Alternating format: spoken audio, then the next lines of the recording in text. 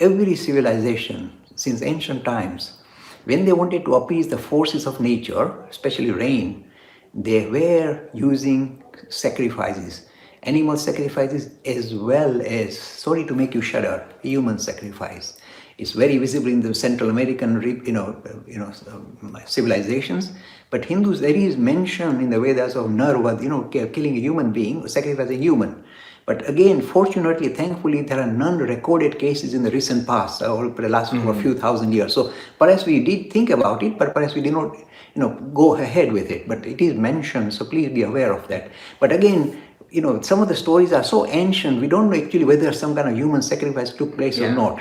And maybe it was just a, kind of allegoric or just purely narrative, colorful, but perhaps no human sacrifice. But fortunately, it has not taken place over many thousands of years. But how in the case of war like the Mahabharata war, the Dharma war, how do you view that? You see, the thing is this, again, this idea of how do you lead a life?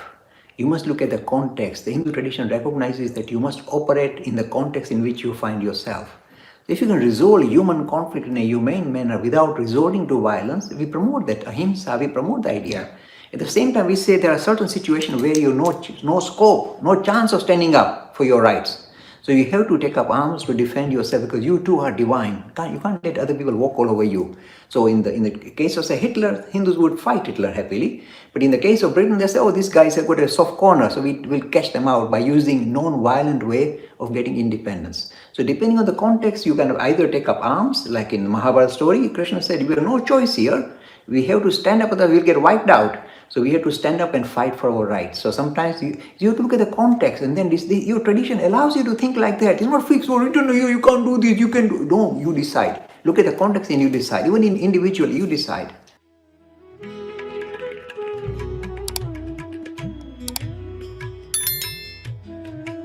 Free e-learning course in Hinduism. To register, please visit www.hindu-academy.com.